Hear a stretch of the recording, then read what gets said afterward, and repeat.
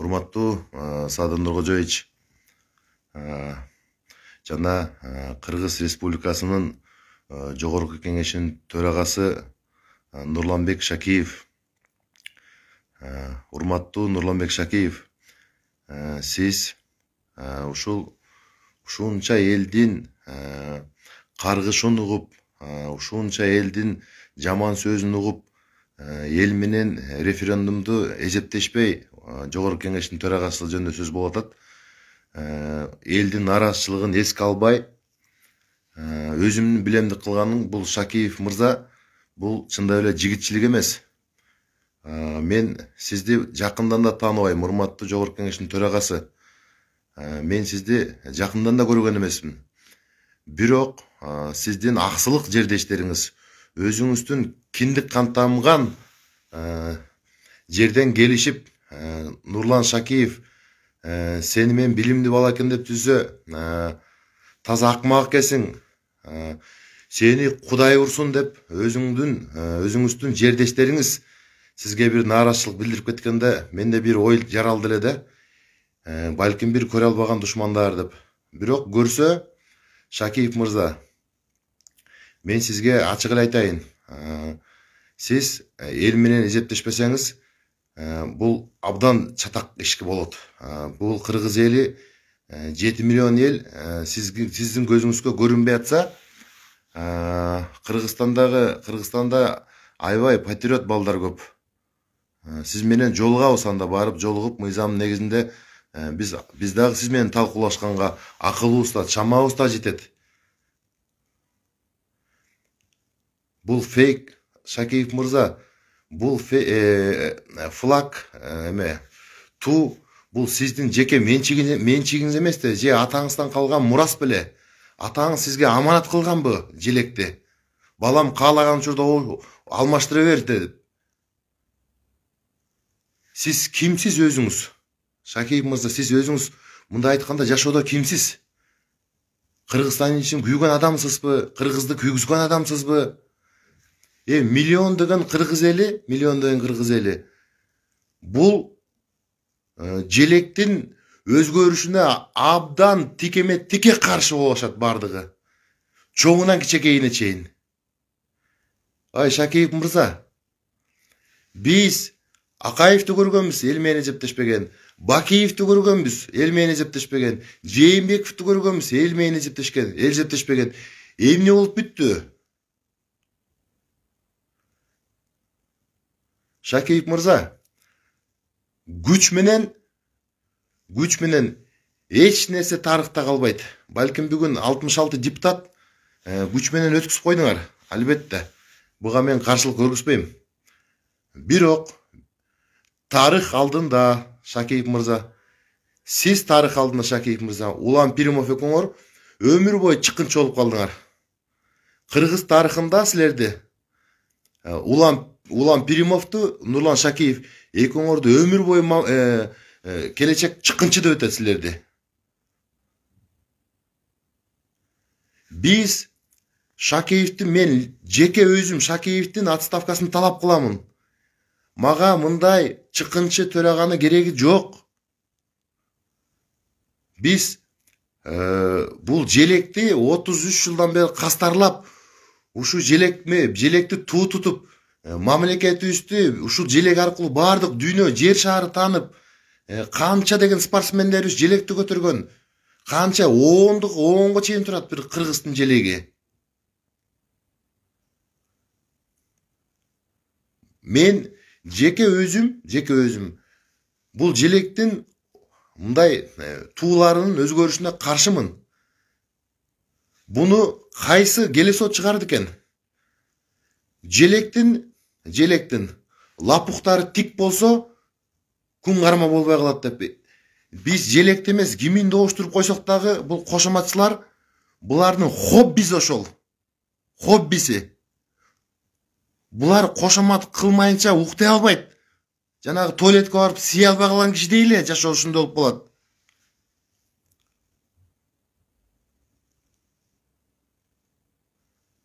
Биз кыргыз эли, биз туубуз менен сыймыктанабыз. Анан кийин бүгүн жогорку кеңешке авторлорун алып келдиңер. Алар байкуштар жанагы боого катып калган кичек бала деп дымыгып сүйлөй албай отурат, дымыгып коркконунан.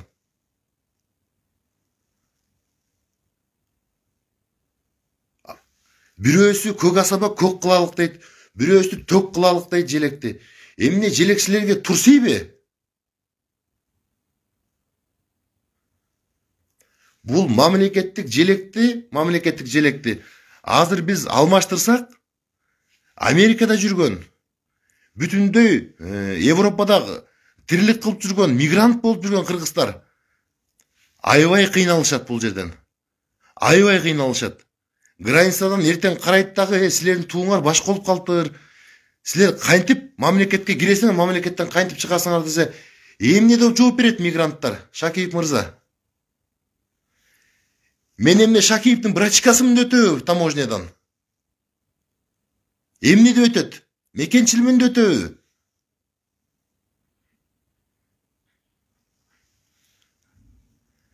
Кыргыздын тарыхындагы жогорку кеңештин төрагасынын эң апасты чыккынчысы бул мен үчүн Шакиев болду. Сотко берсе бере берсин мени.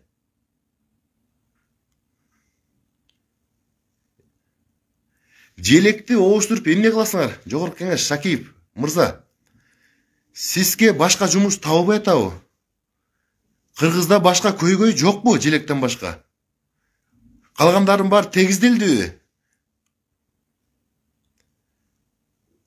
Сиз Шакиев мырза, Кыргызстандагы көйгөйлөрдү көрбөй атсаңыз, мен сизге айтып турайын. Кайсы районда, кайсы айылда кандай көйгөйлөр бар?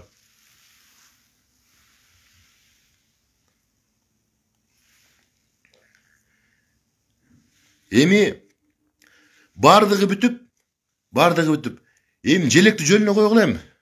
Бул желек деген жалпы улуттун сыймыгы бул.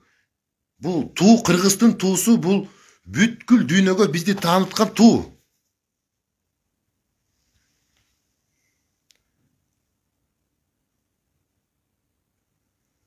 Могу Балбак Байкеге да кайрылат элем, жогорку кеңештин вандамыначы.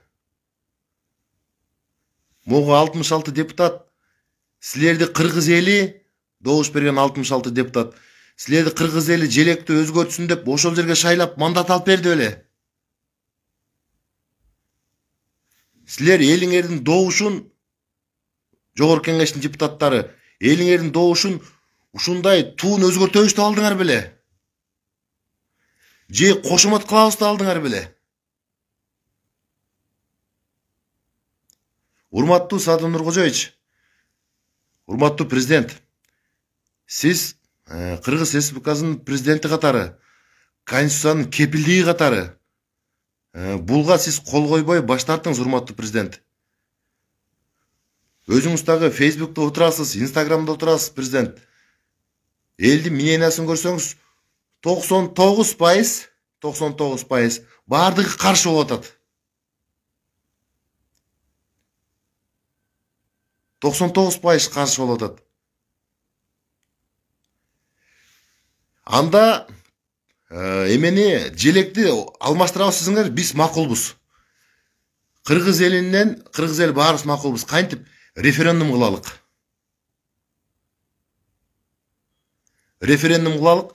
Эл макул болсо, эч кимибиз каршы эмеспиз. Референдумдан ошого эл колдоп ушу желек өтүп кетсе. Анда толугу менен желекти оуштуралык. Шакиев мырза айтып атасыз сиз.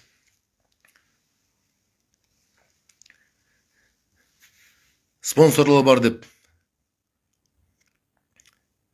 Шакиев мырза, спонсорлор анча акчаны тарта албайт. Буга миллиард деген сомдор кетет. Кыргыздын казынасынан 1 сом кетпейт деп бүгүн төрага болуп отурган Кыргызстандагы 3-чү лицо ушинтип калып айтасыз. Ким өзүнүн шотунан жалпы элдин паспорттун проблемаларын, гербтин проблемаларын чечип берет. Эч ким чечпейт. Эч ким чече албайт.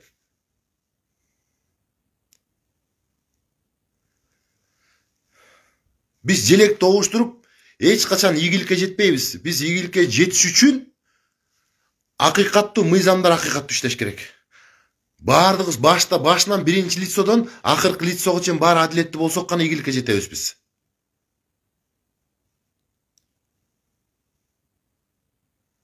Мынакей өкмөт жөнүндө сөз кылбай эле коеюн. Садиктеги балдардын ырыскысына кол салды Акылбек Жапаров. Садиктеги балдардын ырыскысына кол салды. Тамак бербей койду балдарга. Акылбек Сөнбекович, 1 триллион казынада бар дедиңиз. Анан ушу кичекей балдардын ырыскысына тийбей эле койбойсуңарбы? Алар биздин келечек го. Садиктеги балдар бала баксада биздин келечек го.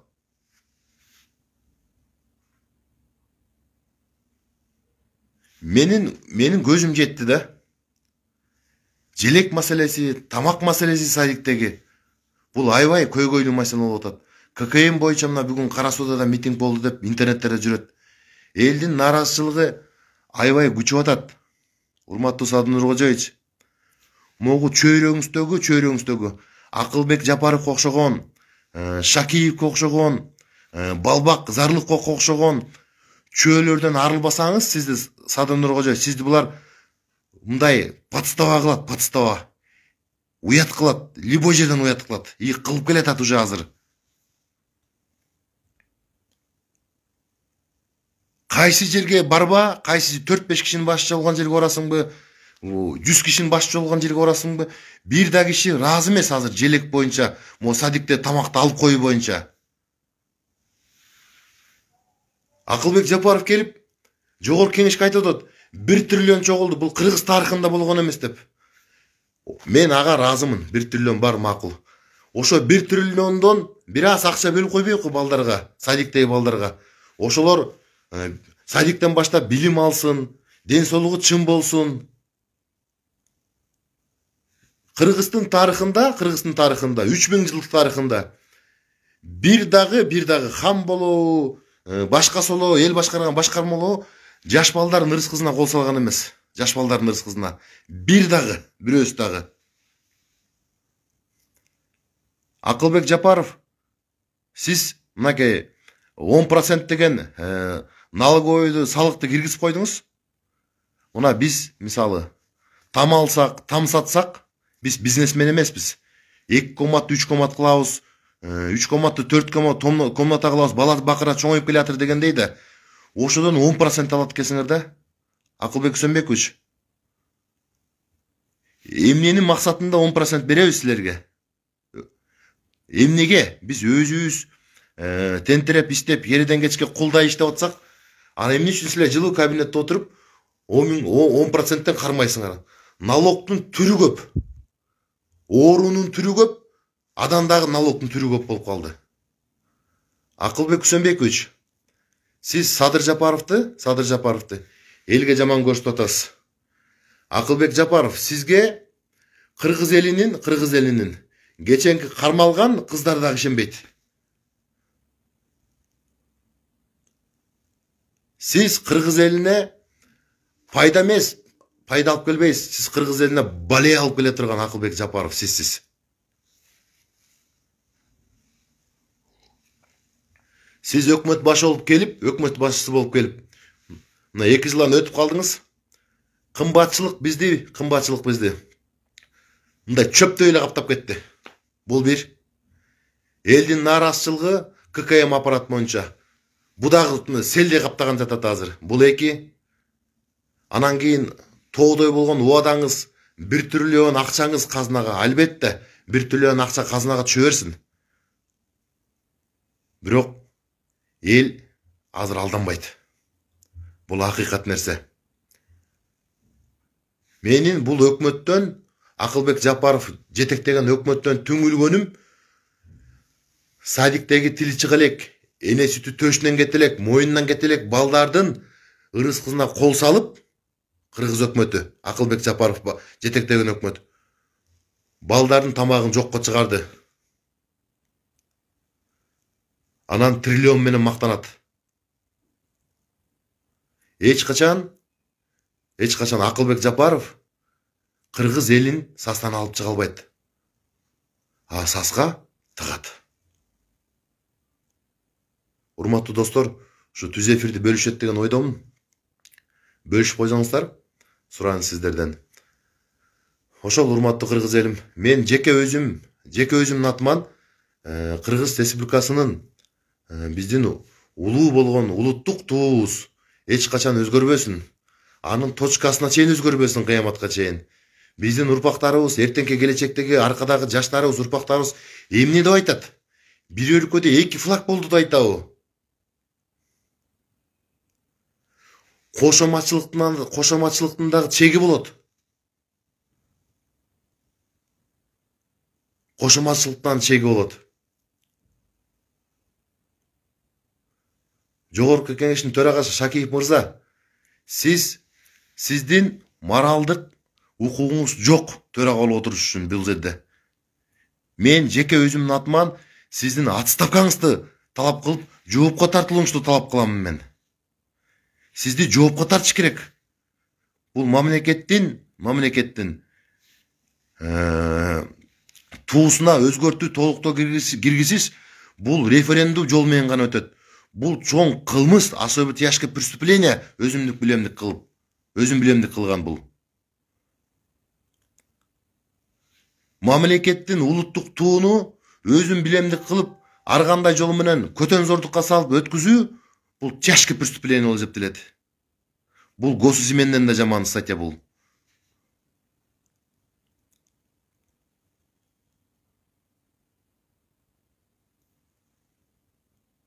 Ошондой, урматтуу кыргыз элим, биз